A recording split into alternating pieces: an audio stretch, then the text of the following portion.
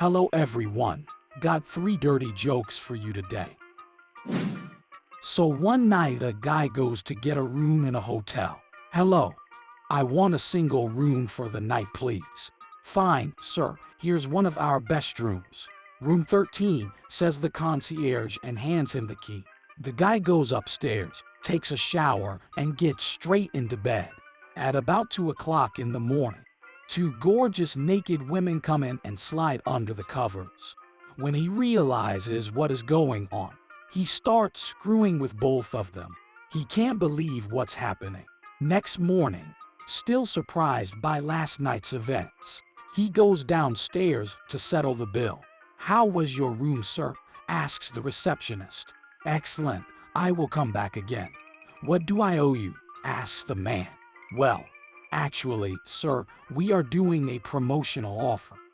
Not only do you not have to pay, but we give you $10 as a welcome gesture," says the receptionist. "What?" says the guy, very surprised indeed. "That's amazing." He takes the $10 bill and wanders off, debating whether his buddies will believe him or not. Needless to say, after a few days he's told all his friends and neighbors about Room 13 and the amazing night of passion. The next week one of his buddies goes to check out the room.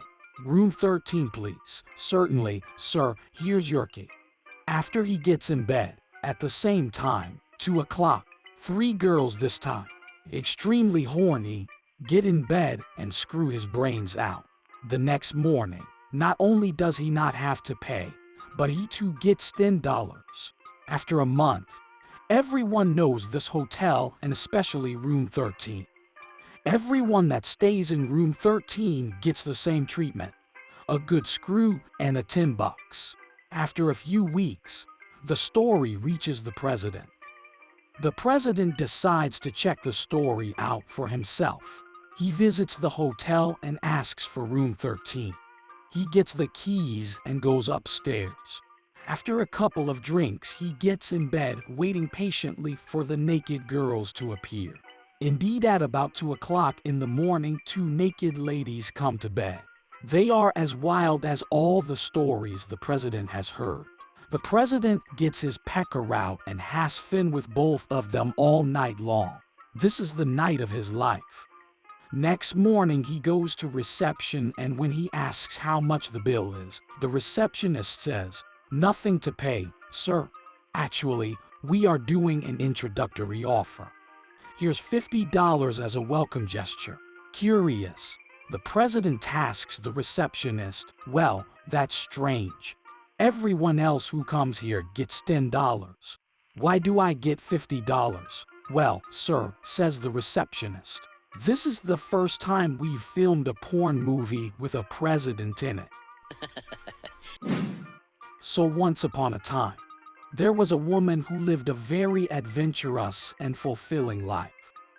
She had a heart full of love and a desire to start a family. So she got married and had 13 beautiful children, who brought her so much joy and happiness. However, her first husband passed away, leaving her to raise their children on her own. But the woman was not one to give up on love easily. She found love again and got married for the second time. This time, she had 7 more children, and her family grew even larger. Unfortunately, her second husband also passed away, leaving her with yet another set of children to raise. Undeterred, she found love once again and got married for the 3rd time.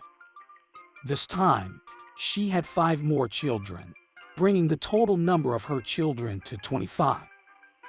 The woman lived a long and happy life, surrounded by the love of her family. On the day of her funeral, the preacher stood before her coffin, leading the mourners in prayer. He thanked the Lord for the life of this loving woman and said, "Lord, they are finally together."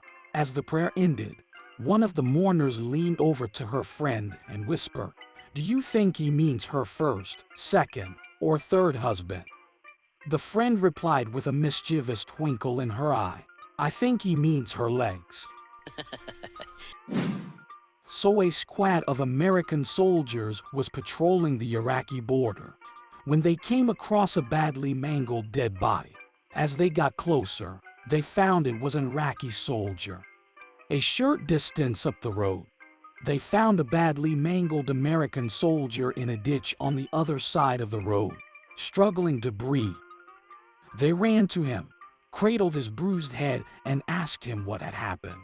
"Well," he whispered, "I was walking down this road, armed to the teeth, when I came across this heavily armed Iraqi border guard.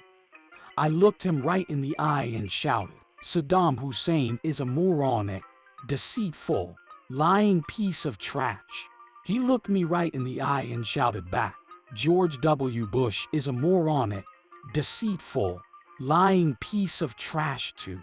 We were standing there shaking hands when the truck hit us."